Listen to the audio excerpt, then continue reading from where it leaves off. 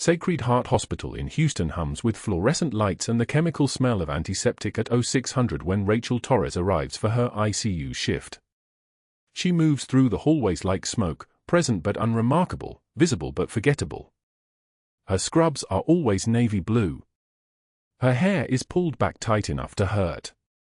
In her locker, she keeps exactly 3 possessions: a cracked mug that says "the world's okayest nurse," a dying succulent she waters every 3rd day, and a photograph she never looks at during daylight hours. She has a slight limp favoring her left leg. 3 thin scars run from her right wrist to her elbow, rope burn pale and precise as if drawn by a surgeon's hand. She covers them with long sleeves even in summer heat when the hospital's air conditioning fails and the ICU becomes a pressure cooker of sweat and hand sanitizer. No one asks about the scars. No one asks about much of anything when it comes to Rachel Torres. She has rotated through 4 hospitals in 2 years, always temp contracts, always ICU, always the same careful distance from everyone around her. During morning rounds at 0730, she stands at the bedside of Mr. Chen, a 62-year-old septic from aspiration pneumonia, his breathing shallow and panicked. The resident, Dr. Patterson, is trying to maintain him on the standard vent settings, PEEP of 8, tidal volume of 500 milliliters. Rachel watches the monitor. The oxygen saturation is 89. It should be higher. She moves closer, her movements economical, wasting nothing. The PEEP might be too low, she says quietly. Her voice is the kind that doesn't demand attention, it simply states facts like they're already carved in stone. Try 12. Smaller breaths. 400 milliliters. Dr. Patterson looks annoyed. He's 28, confident in the way people are before they've been wrong in ways that matter. The protocol is, he starts, but something in her eyes stops him. She's already turned back to the monitor. She doesn't argue. She doesn't push. She just states information and lets it sit there between them like a choice. 2 seconds pass. Patterson adjusts the settings. The machines hiss their adjustment. By 0900 Chen's oxygen levels have climbed 15 points. Patterson will mention it to no one. Rachel already knew he wouldn't. At 1100, the trauma alert comes through the hospital intercom, a sound like metal scraping metal, urgent and official. Incoming Level 1 trauma. ETA 5 minutes. Navy SEAL, shrapnel wounds, penetrating thoracic trauma from Sanjin Valley. The words fall into the ICU like a stone into still water. Nurses move faster. Beds are cleared. Respiratory therapy confirms the ventilators are ready. Rachel's hand freezes on her coffee cup for exactly 3 seconds. The cup is halfway to her lips. Her breathing doesn't change. Her expression doesn't shift. She sets the cup down without a tremor and moves toward the trauma bay. The helicopter sound arrives before the patient does, rotors thundering against the hospital roof like artillery fire, the kind of sound that lives in muscle memory and doesn't announce itself with words. The ER team wheels in a stretcher carrying a man who looks like he's already halfway through dying. His name will be Chief Petty Officer Marcus Reeves. He's 34 years old with a Navy SEAL trident tattooed over his right collarbone and a sucking chest wound sealed with duct tape and gauze. His left lung has partially collapsed. His blood pressure is 94/58 and dropping. His mother is sobbing somewhere behind the stretcher. His father is silent in the way that men get silent when their child is broken. Dr. Hargrove arrives in the ICU at 11:30 wearing a white coat pressed sharp as a knife edge. His reputation precedes him like expensive cologne, thoracic surgeon, fellowship trained at Johns Hopkins, connected to 3 hospital board members and the state medical director. He's competent. That's the part that matters. Bad doctors fail. Good doctors fail upward. Hargrove has learned to fail in ways that protect him. He looks at Reeves for 17 seconds without touching anything. He doesn't introduce himself to the parents. He simply begins giving orders. Stat chest X-ray. Get me a CBC, CMP, lactate, type and cross for 6 units. I want him on high flow and we're moving to the OR in 20 minutes for exploratory thoracotomy. His voice is the kind that expects obedience before it finishes speaking. The nurses move. The ER team moves. 2 respiratory therapists converge on Reeves' airway with practiced efficiency. The monitors begin their symphony of beeping, each one a vital sign translated into sound. Oxygen saturation, 87. Heart rate, 138. Systolic, 91. The numbers are all saying the same thing: this man is running out of time. Rachel watches from the ventilator station, her hands moving through the setup routine, checking tubing, testing the emergency oxygen flow, confirming the battery backup is charged. Her movements are precise and fluid, like she's performed this dance 10,000 times. Which she has. In her previous life, in unit operations across Helmand Province and Kandahar and places where the sand still gets into everything you own, she learned to trust her hands because her hands had kept 17 men alive through worse. But that Rachel doesn't exist anymore. That Rachel was ordered to disappear for years ago. This Rachel is just a temp nurse at Sacred Heart Hospital, moving through her shift, asking no questions and volunteering no history. The X-ray technician wheels in the mobile machine. The lead-lined apron is passed around like a ritual.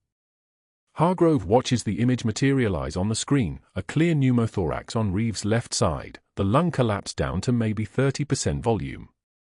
That needs to come out, Hargrove says, meaning the air. Meaning the trapped pressure that's pushing against Reeves' heart like an invisible hand. We'll handle it in the OR. Get him prepped. 8 minutes. He looks at his watch like he's declaring war on time itself and winning. Rachel notices something no one else seems to see. Reeves' neck veins are distending. His breathing is getting more labored, not less. The oxygen saturation has dropped to 82 despite the high-flow mask. His heart rate is climbing toward 150. His blood pressure is now 87/54. These aren't just bad numbers, these are the numbers of a man whose lung isn't just collapsed, it's shifted. Tension pneumothorax. The collapsed lung is pushing against his mediastinum like a fist, and with each breath he takes, it's getting worse. Each breath makes it tighter. Each breath brings him closer to cardiac tamponade, his heart compressed into uselessness, his body going into shock, his death happening in real time while they're planning an operating room he won't survive long enough to reach. Rachel's jaw clenches. She's seen this before. She's lived this before. Men die in the time it takes to get them prepped for surgery when what they need is a needle in the second intercostal space, midclavicular line, and 30 seconds of decisiveness. But Rachel Torres is a temp nurse. Rachel Torres doesn't have the authority to override a thoracic surgeon. Rachel Torres is supposed to follow orders and keep her head down and never, ever remind anyone that she knows things that came from experience that officially doesn't exist. Hargrove's pager goes off. He glances at it, frowns, and walks away to take a call. The chaos around Reeves' bed continues, fours being placed, blood products being typed, monitors being adjusted. Rachel watches the oxygen saturation tick downward. 80, 78. 76, the clock is running. The invisible hand around Reeves' heart is squeezing tighter with every second they don't act. What she doesn't know yet is that this moment of watching a man die of something fixable, will become the hinge point of everything that comes next. She doesn't know that a combat medic from the ER will watch what she does in the next hours and ask her a question that will force a choice she's been avoiding for 4 years. She doesn't know that the Navy SEALs are already in the air, that the Pentagon is already making calls, that her old unit has finally found her and they're coming to bring her home. But that wasn't the worst part. The worst part was that she was about to watch Dr. Hargrove prove that competence without compassion is just another word for cruelty. And she was about to learn that some warriors don't carry weapons. Some warriors carry stethoscopes. Some warriors move through hospitals in Navy scrubs, and they save lives while the world mistakes them for ghosts. The trauma bay doors burst open at 11:11 a.m. on a Thursday, and Marcus Reeves came through on a stretcher with his mother's screams following like a physical thing she couldn't shake loose. shrapnel wounds across his chest. Left shoulder torn open. The kind of wounds that came from Sanjin, from the places where medicine meets mathematics and prayer. His father walked beside the stretcher with his jaw locked, one hand touching his son's arm every 3 seconds like a man trying to confirm something was still real. Rachel moved into position before anyone had to ask, her hands already knowing what her eyes were seeing: tachycardic, breath sounds diminished on the left, trachea deviating right. The body doesn't lie. Pain is information. She stepped forward as Dr. Hargrove began his examination, his movements efficient and assured, the kind of arrogance that comes from being right most of the time. She waited for him to recognize what she already knew, the way the chest wall was pulling inward, the way the heart was being crushed by its own blood accumulating in the space that should have been empty. When he finished his initial assessment without ordering needle decompression, she moved closer, her voice low enough that only he could hear. "Doctor, I think we need immediate needle decompression. His left lung is collapsing." Hargrove's hand stilled. He didn't look at her. Instead he turned to the resident standing across the stretcher, a young man whose name tag read Chen, MD, and said with the kind of volume that reaches every corner of a trauma bay, "Did the temp nurse just try to diagnose a tension pneumothorax before the thoracic surgeon finished his examination?" The question hung in the air like humidity before a storm. Rachel felt it land on the SEAL's mother first, watched the woman's face shift from hope to something like shame, as if she'd brought bad luck into the room by speaking up in the first place. Hargrove turned to Rachel then, and his eyes had the flat brightness of a man who'd found exactly what he was looking for. "Maybe stick to emptying bedpans, sweetheart. I'll handle the actual medicine." The words were delivered with a kind of precision that comes from practice, from years of understanding exactly which combination of syllables would hollow someone out most efficiently. He wasn't shouting. That would have been kinder. The mother's face crumpled. The father's hand came down on the stretcher rail hard enough that Rachel heard the metal ring, and his eyes locked on her with the kind of look that said he'd just watched her fail his son in the moment that mattered most. Rachel took one measured breath. Her jaw tightened but her hand stayed loose at her sides. She didn't flinch. She didn't retreat. She met Hargrove's smirk head-on and said only, "Yes, doctor." The words came out flat and even, the kind of obedience that costs everything. But then a single tear escaped from her left eye, not from fear, not from hurt, but from the compression of rage so complete it had to go somewhere, and she wiped it away without breaking eye contact with his signature smile, her hand moving like she was clearing away an inconvenience. The mother saw that tear and something in her face changed. She reached out and grabbed Rachel's wrist for just a moment, a gesture of connection or apology or recognition, and Rachel squeezed back once, then turned and walked toward the supply cabinet to prepare for the procedure that Hargrove would perform exactly as she'd suggested but would never credit to her analysis. The ventilator would wheeze its mechanical rhythm by noon. The SEAL would stabilize by evening. And Hargrove would document every intervention under his own name. The break room at 1:08 p.m. was a different kind of battlefield. Rachel sat down at the table where 4 nurses were unwrapping sandwiches and salads, the fluorescent lights humming their electric monotone overhead. She placed her lunch, turkey and avocado wrapped in parchment, on the table in front of her. The silence arrived first. Then the coordination, one nurse picked up her tray, then another, then the third and fourth, a choreography of rejection so perfectly executed it could have been rehearsed. They moved to a different table on the other side of the break room, close enough that their message would land but far enough that they didn't have to acknowledge her directly. Rachel unwrapped her sandwich. She ate 3 bites of something that tasted like cardboard and regret. Then she wrapped it back up, threw it in the trash, and returned to the unit before anyone had to decide how much longer they could maintain the performance of ignoring someone sitting in plain sight. By Friday morning, the written warning was pinned to the unit board in the staff station, and everyone who passed it slowed down for exactly 3 seconds, just long enough to confirm that yes, the name printed in bold letters at the top was Rachel Torres, and yes, the words beneath read overstepping scope of practice and insubordination, final warning. Dr. Hargrove's signature sprawled across the bottom like a signature on an execution order. Rachel read it twice, standing in the empty hallway at 6:36 a.m., her shift starting in 13 minutes. She took one measured breath and held it for a count of 4, the way they'd taught her in training for situations where breathing might give away your position. A single tear escaped before she could stop it, not from sadness but from the pressure of things being held down so tightly they had to leak somewhere, and she wiped it away without letting her gaze leave Hargrove's signature. Her voice, when it came, was pitched so low that only the fluorescent lights overhead could really hear it. I've seen men die for less than ego. The hallway didn't answer. It never did. She turned and walked back to the unit where the SEAL was still unconscious, still stable despite Hargrove's delayed intervention, still alive because Rachel had been right and nobody cared. That night at 10:33 p.m., a different patient coded in Bay 3 and the Pagas sang their electric song across the unit. Rachel was there before the bed rails came down, her hands already moving, her body remembering protocols that had been written in muscle and bone a long time ago in places her paperwork said she'd never been.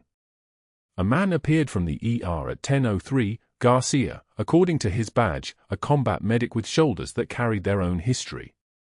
He took a position across from Rachel to begin chest compressions, his rhythm steady, his pressure perfect. But somewhere around compression 47, mid-cycle, his hand stilled and his eyes locked on Rachel as she prepared the needle decompression kit with movements that belonged to someone who'd done this in darkness and sand and the smell of diesel fuel and fear. She inserted the 14-gauge needle between the second and third intercostal space at the midclavicular line with her eyes half closed, muscle memory taking over completely, and there was that hiss of air escaping, the sound of a lung re-inflating, the sound of someone getting another chance at breathing, and Garcia whispered, "Where did you serve?" His voice was barely audible above the monitor alarm and the mechanical ventilator and the resident calling out vitals. Rachel met his eyes for just a moment, and something in that moment was recognition, the way two people from the same country recognize each other in a foreign place. But she didn't answer his question. She said only, "I didn't," and returned to charting like the question had never been asked, like she hadn't just performed a procedure with the precision of someone who'd done it in actual combat, like Garcia's eyes hadn't just confirmed what she already knew, that he knew exactly what she was, and he would never say it out loud. The SEAL stabilized over the weekend, his vitals holding steady, his oxygen saturation climbing into the 94% range by Sunday night. But Monday morning brought the subtle shifts that Rachel recognized before anyone else, the small degradations that predicted much larger problems, heart rate climbing from 92 to 104 to 118 over 6 hours, blood pressure dropping from 128 over 76 to 104 over 60, jugular veins beginning to distend like something was pressing down from inside his chest. She paged Dr. Hargrove at 8:15 a.m. No response. She paged him again at 9:40 a.m. with a note that read vitals trending, request assessment. Nothing came back. When she checked the chart at 10:30, she found the orders Hargrove had written late Friday night after she'd left for the day, unlicensed interventions restricted on this patient, all care reassigned effective immediately, Rachel Torres removed from care team. Her name was crossed out in red ink, as if she'd been a mistake, as if her instincts had been a liability rather than the only thing keeping that SEAL alive. But that wasn't the worst part. The worst part came Tuesday morning when his mother stopped her in the hallway outside the patient's room, her eyes red-rimmed, her voice carrying the weight of someone who understood what was happening but couldn't stop it. "Why aren't you taking care of my son anymore? You were the only one who seemed to actually see him." Rachel's hand trembled once on her clipboard, just once, just for a half second before she locked it down, and she said, Dr. Hargrove felt a different nurse would be better suited, and watched the mother's face harden with the understanding that the best person had been removed from the room on purpose, and understanding that and being powerless to stop it was its own kind of wound. By Monday morning, Dr. Hargrove had already made 6 calls. The hospital board chairman he golfed with Tuesdays at Burning Tree Country Club. Nursing administration demanding her credentials be investigated and flagged. The Texas Board of Nursing. 2 private investigators with orders to dig into employment history, references, background records that didn't quite connect. He moved like a man protecting territory, each phone call a perimeter wire, each ally a checkpoint she couldn't cross. The calls came in sequence, stacked like dominoes, and by noon the first one had fallen. Nursing administration pulled her assignment before lunch. Rachel didn't argue. Arguing meant questions, and questions meant people looking. Instead, she accepted the reassignment to post-op recovery on the orthopedic wing 3 rooms down from the SEAL's ICU bed, a distance designed to be just far enough. Hargrove had calculated it precisely, far enough to be disconnected from patient monitoring, close enough that she'd know exactly what was being kept from her. The message was surgical in its cruelty. You saved his life. Now watch someone else miss the signs. The paperwork arrived Tuesday. Formal complaints entered into the system by Dr. Hargrove's own hand, documented with the precision of a man building a case. One complaint cited her suggestion for immediate chest decompression as overstepping scope of practice. Another flagged insubordination.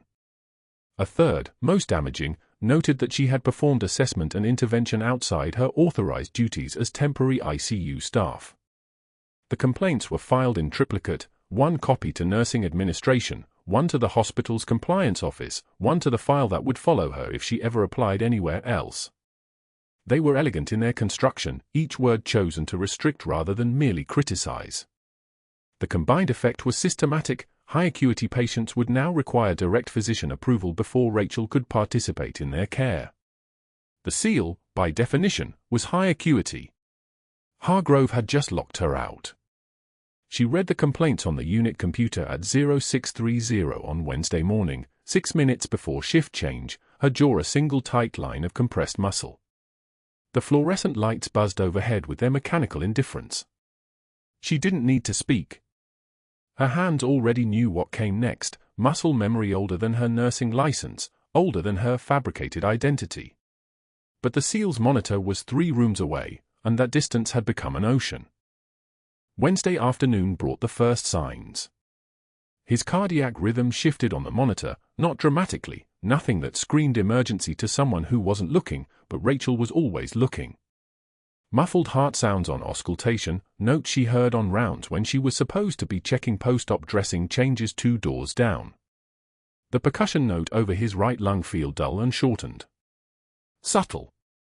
The kind of progression only someone with battlefield medicine experience would recognize as pretamponade, the pericardium filling with blood that his body couldn't reabsorb, pressure building around the heart like an invisible fist. She crossed the threshold into his room at 14:30, clipboard in hand, posture deferential, the temporary nurse who didn't belong. The monitor displayed his vitals on a screen that might as well have been showing her the date of her own execution. Heart rate 112 and climbing. BP 98/62. O2 at 94, starting to drift. Fluid accumulation in imaging from 48 hours ago had shown 400 milliliters around the pericardium.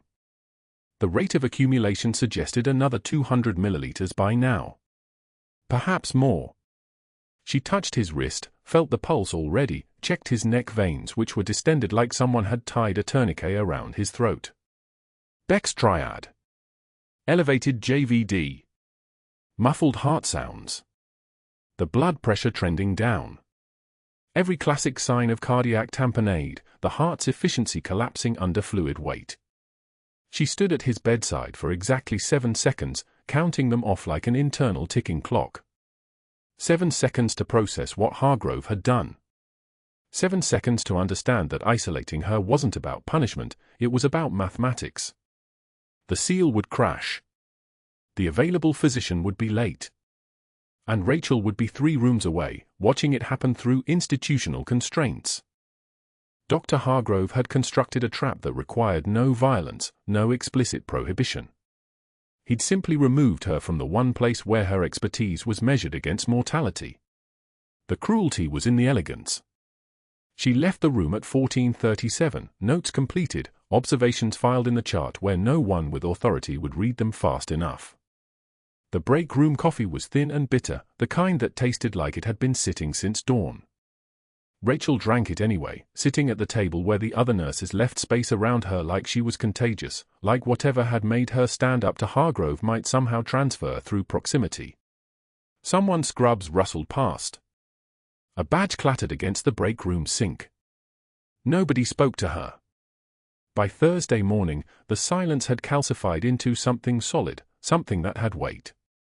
Rachel had been moved to post-op because Hargrove had made it impossible for her to stay, and he'd done it without raising his voice, without a single moment of visible anger. Strategic.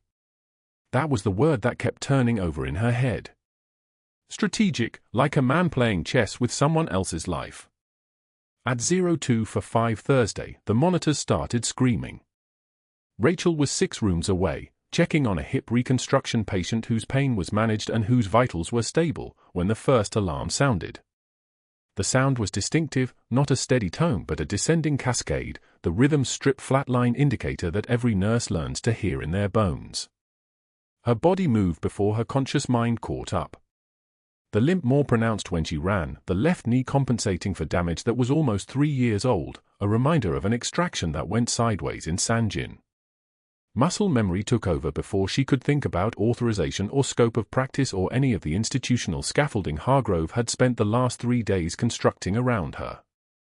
She was moving. The patient's room appeared in her vision, the SEAL's body on the bed, and the scene had that quality of crystalline clarity that came during cardiac emergencies, every detail sharp enough to cut. His lips were taking on color they shouldn't have. His oxygen saturation was 68 and dropping. The day nurse was frozen at the monitor, eyes locked on the flatline rhythm. The first-year resident was shaking, literally shaking, his hands trembling as he tried to remember protocol that suddenly seemed theoretical and useless. The SEAL's heart was trapped. That's what tamponade meant. His own blood was suffocating his cardiac function, pressure building in the pericardial sac like water in a sealed container, and every beat of his heart was fighting against an invisible vice. Beck's triad. Elevated JVD distending the veins in his neck like rope under tension. Muffled heart sounds that were barely present under auscultation. Blood pressure already at 82/54 and dropping like a stone. The room itself seemed smaller, the air itself seemed heavier. On-call was 40 minutes out, stuck in Houston traffic, which meant he was really 45 minutes out, which meant he was too far. Hargrove wasn't answering. Rachel stood at the foot of the bed for 3 seconds and made the calculation that would end careers. One path, follow protocol, call the physician, wait, document her observations, watch him die while maintaining scope of practice. One path, break every rule, use skills that were supposed to be buried with records in a Pentagon basement, save a life and burn everything in the process. His oxygen saturation hit 62. The monitor displayed it in green numbers that screamed red urgency. She moved to the crash cart without hesitation, without asking permission, her hands already assembling the pericardiocentesis kit with the precision of muscle memory that couldn't be unlearned. Needle. Syringe. Sterile drape. Her movements had that terrifying fluid quality that came from 1,000 hours of field medicine, from trauma bays that weren't in hospitals but in desert compounds under fire. The resident watched her with something between confusion and relief. She didn't explain. Explanation would have required time, and time was the one luxury the SEAL didn't have.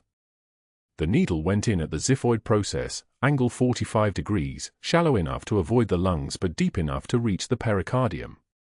She'd done this procedure exactly twice before, once in training, once in actual combat while an IED's secondary explosions were still rattling windows in the compound. Her hand didn't shake. Her breath didn't change. She positioned the needle and leaned close to the SEAL's ear, close enough that only he would hear the words that would either anchor him or destroy him, and she whispered, "DevGru. ST-6. 2018 Sanjin extract. His unit designation. His actual operational command. Their mutual history. The code that only another operator would recognize." His eyes opened for a fraction of a second, pupils blown wide but conscious, and there was recognition there, the recognition of someone who had just been told that the warrior in the room didn't come from any credentialing board or nursing school registry. His eyes said, "I know you." And then Rachel inserted the needle through the pericardium and withdrew 60 milliliters of blood from the sac, suffocating his heart. The hiss of air escaping under pressure. The syringe filling with fluid that had no right to be there. His oxygen saturation climbed, 70, 75, 82, 88, the monitor's cadence shifting from emergency screaming into something closer to rhythm. His blood pressure stabilized. 96/60. His heart was beating properly again, no longer fighting against the weight of its own fluid, and the SEAL was looking at her with an expression that contained the entire operational history of the last 4 years, all the truth she'd been buried under, all the identity she'd abandoned. The day nurse was still frozen. The resident was staring. The SEAL was alive. And in the hallway outside the room, Dr. Hargrove's carefully constructed case against Rachel Torres had just been invalidated by a procedure she wasn't supposed to be able to perform. The room went so quiet you could hear the ventilators whisper, the soft hiss-click of the oxygen delivery, the distant sound of the hospital waking up for the morning shift, completely unaware that the entire power structure of Sacred Heart Hospital had just shifted on its axis. The monitor screen started at 0245.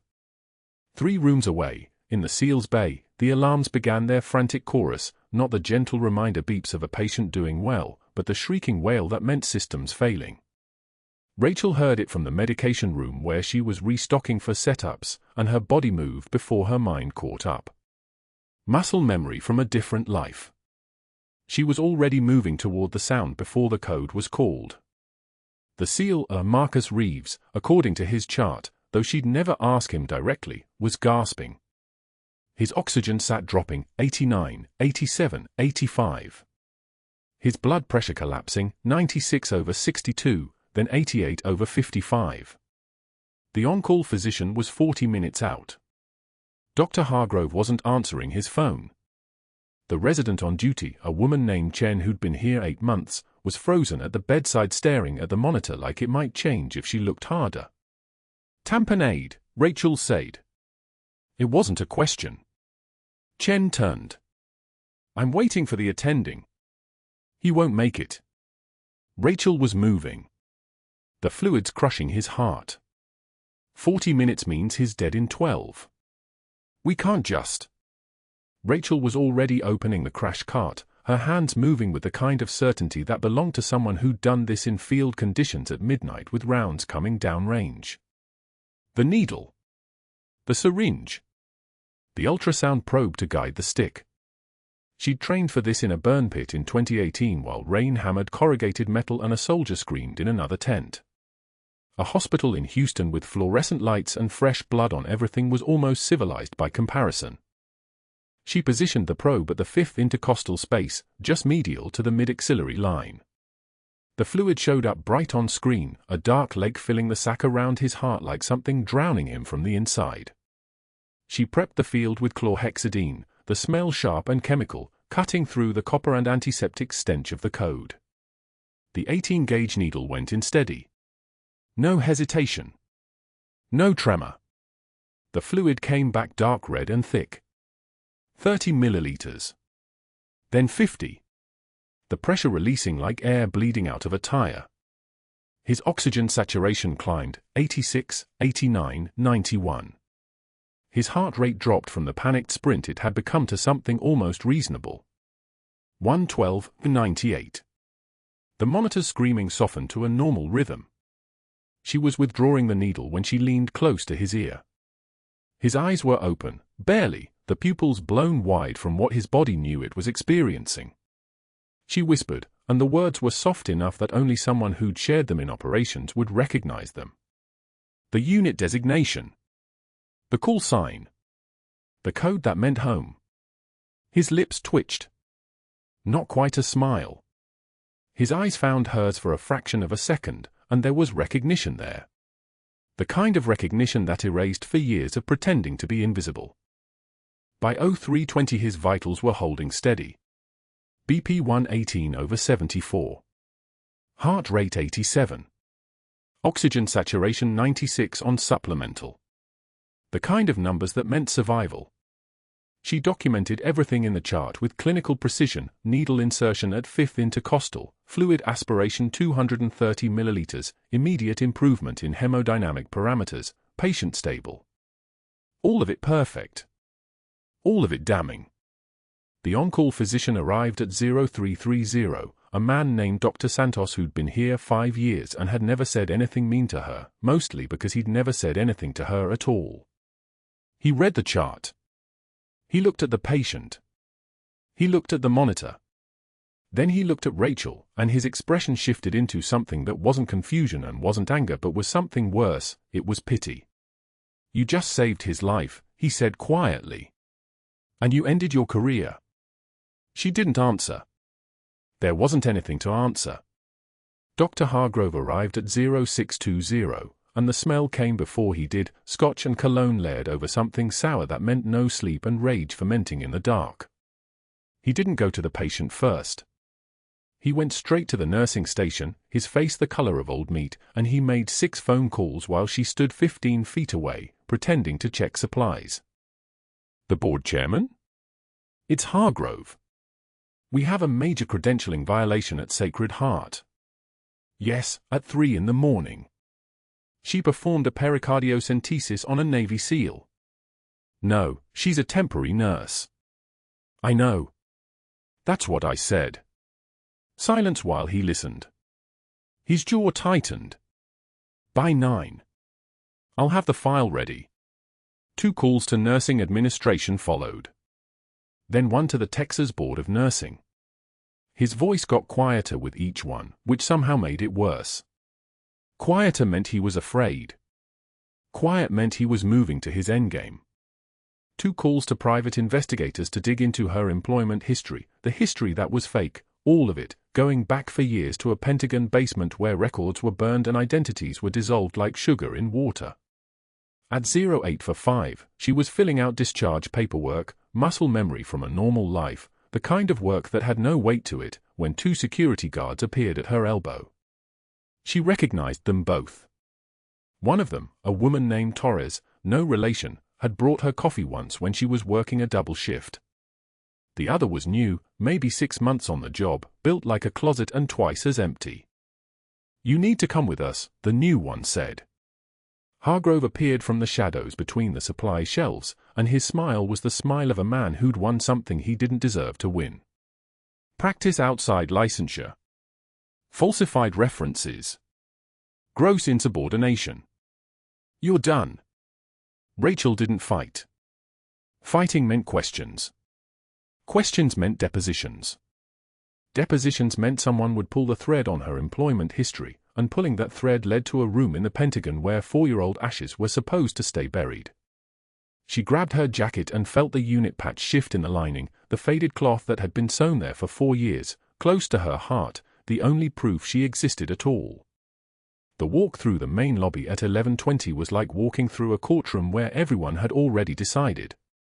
70 people watching. Shift change meant the place was full. The morning ICU crew. The night shift refusing to leave. Visitors changing over. Housekeeping pushing their carts.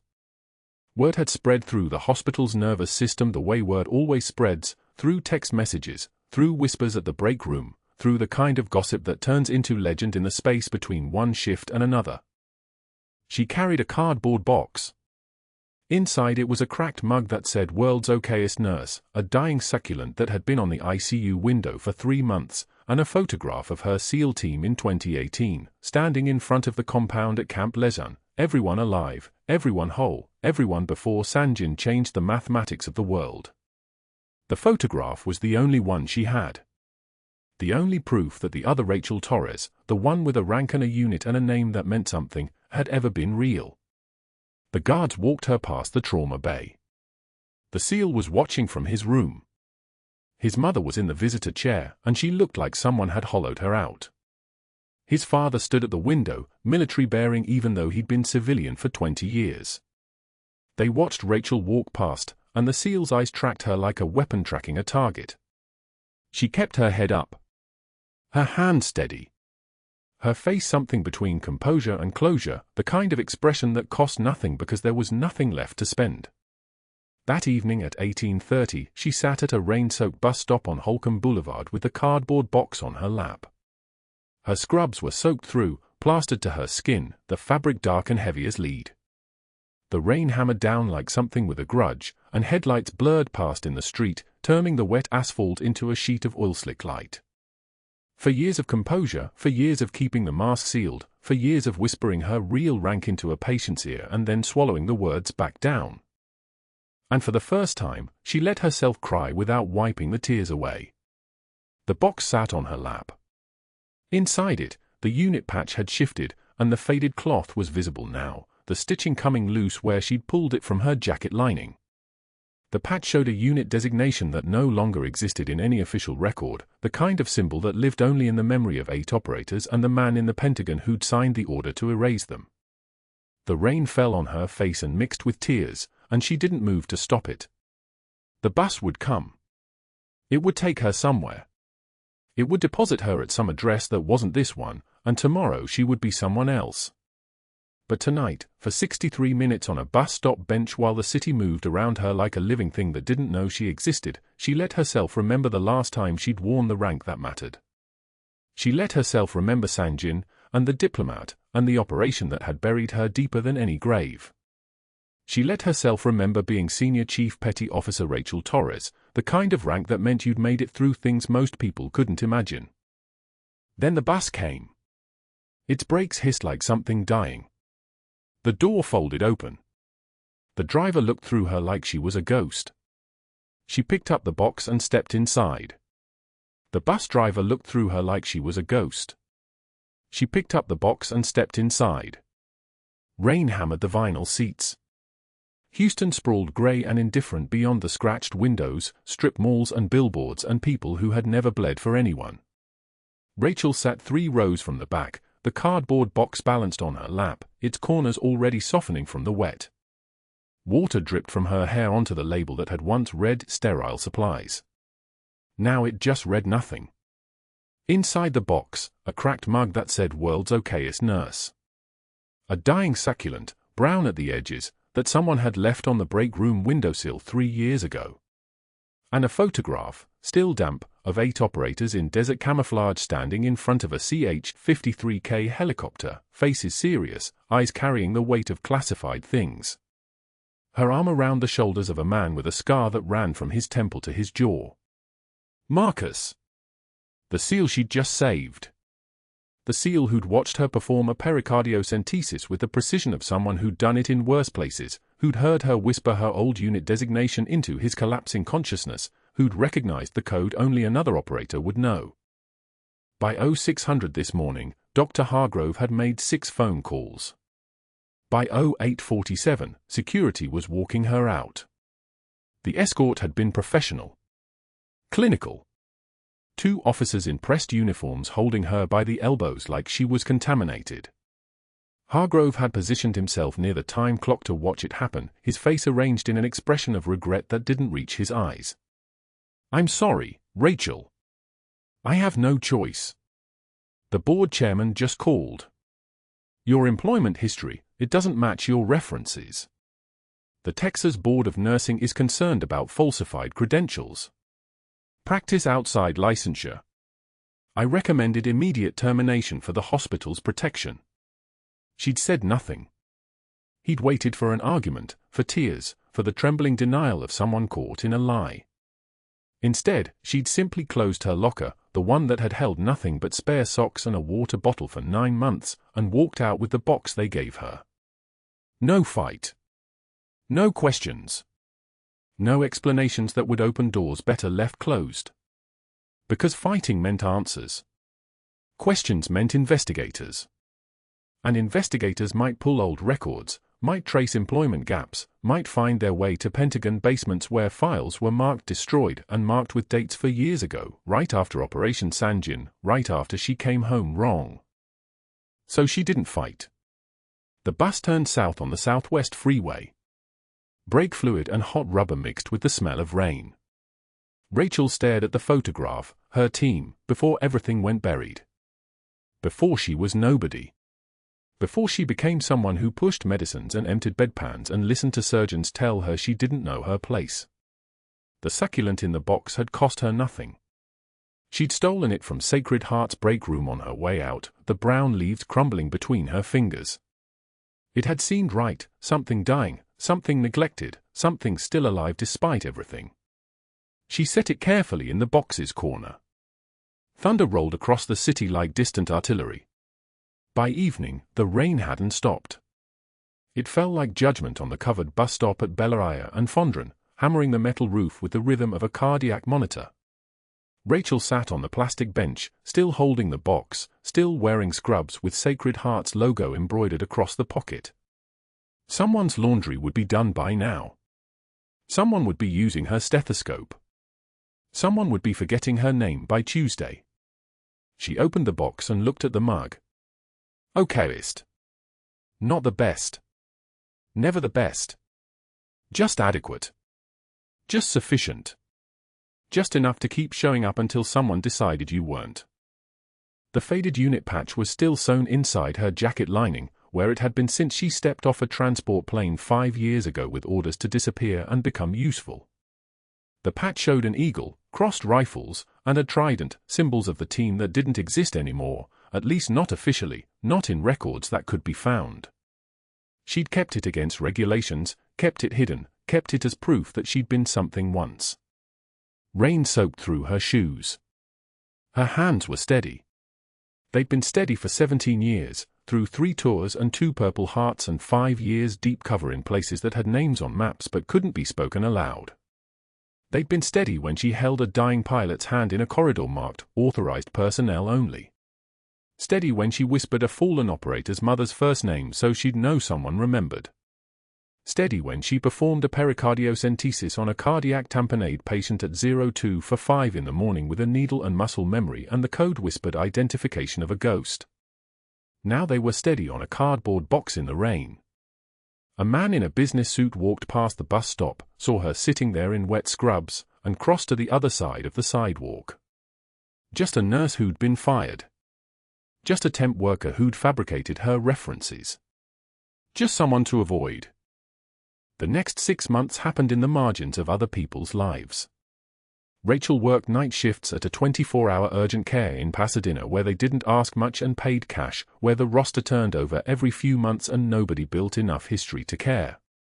She lived in a studio apartment with industrial carpet that smelled like other people's desperation. She made enough for rent and enough for food and not enough for anything else. The dying succulent sat on her window ledge, stubborn as a heartbeat. The mug stayed in a box under her bed. The photograph stayed in her jacket pocket, over her heart, where it had been since Sanjin. She stopped checking her phone for messages from military numbers that would never come. She stopped expecting the Pentagon to call. She became expert at becoming invisible again. And then in month 7, someone from Sacred Heart spotted Dr. Marcus Hargrove. He was teaching CPR in a strip mall classroom off the Southwest Freeway, 37 miles from Sacred Heart Hospital, in a windowless room that smelled like old carpet and desperation. $14 an hour. Bored community college student slouching in plastic chairs while he demonstrated chest compressions on a training mannequin, his hands shaking in a way that suggested either illness or the muscle memory of something breaking. The hospital had processed the publicity quickly. The Rear Admiral's statement went viral in medical circles. The JG officer's documentation of his calls. The National Practitioner Data Bank flag that followed his name like a shadow. 17 hospitals had turned him down. 8 urgent cares. 2 VA clinics that specifically called to say his application was declined. By month 6, he was applying to places that paid minimum wage and didn't ask about the gaps in his resume. He was teaching someone else's patient how to do what he'd refused to do, listen. Meanwhile, in Norfolk, on the deck of the USNS Comfort steaming through autumn Atlantic swells, Senior Chief Petty Officer Rachel Torres stood in the trauma bay of a naval hospital ship with salt wind in her hair and sunlight turning her scar tissue into something that looked less like damage and more like proof. Her senior chief anchors gleamed on her collar, the dual silver chevrons and the golden trident and the crossed rifles that meant she'd survived the thing that was supposed to kill her. She ran the ship's entire trauma program, training combat medics who came from forward operating bases with shaking hands and eyes that had seen things that would break ordinary people. When she taught needle decompression, the room went silent like the ocean before a storm. She didn't teach from a textbook. She taught from Sanjin. She taught from 02:45 in the morning with a patient who was dying and a surgeon who was sleeping and the absolute clarity that sometimes the quietest person in the room is the only one actually listening. Her students watched her hands move through the procedure, second intercostal space, midclavicular line, angle toward the feet, the hiss of pressure equalizing, and they understood in a way that no video could teach them that this wasn't theoretical. This was survival. This was the difference between a name on a memorial wall and a man surfing in San Diego 3 years later. The SEAL patient she'd saved, Marcus Reeves, sent photographs every month. Him on his surfboard, water droplets catching gold light, smiling in a way that required all his original organs. Him at his sister's wedding in a suit with a scar still visible on his temple, dancing without the weight of dying behind his eyes. Him holding his newborn nephew, a 3-day-old creature with his sister's eyes and his father's stubbornness, a life that only existed because Rachel Torres had known exactly where to put a needle and what designation to whisper. In the main corridor of the USNS Comfort, in a glass case mounted on the wall outside the trauma bay, there was a faded unit patch mounted on navy blue velvet. The Eagle. The rifles. The Trident. Below it, a brass plaque read, SCPO Rachel Torres, Naval Special Warfare Development Group. Some warriors hide in plain sight. On Sunday mornings, she drank coffee from a mug that said World's Quietest Badass that her trauma team had given her as a welcome present. Next to it, on the shelf by the porthole, sat a succulent that was finally thriving, green and impossible to kill, drinking in the Atlantic light like it had been waiting 17 years to remember how to live. The rain in Houston had stopped by then. Dr. Hargrove was still teaching CPR to students who would never know his name in a year. Rachel Torres was teaching operators who would carry her lessons into places where nations dare not follow. One of them had found peace in motion and money and the slow erasure of shame. The other had found peace in being seen, finally, completely, honestly seen, as what she'd always been, not just a nurse. Not just a temp worker. Not just someone to overlook. A warrior. A leader. A woman who'd held the line when the line was just her hands and her training and the refusal to let someone else's ego kill what her courage could save. Sometimes the bravest warriors carry stethoscopes, not guns. If this story resonated with you, if you've ever been underestimated and proven them wrong, please like this video and subscribe for more stories of hidden heroes. Tell me in the comments, what would you have done in Rachel's position? Would you have stayed and fought, or walked away with your head high? Thanks for watching.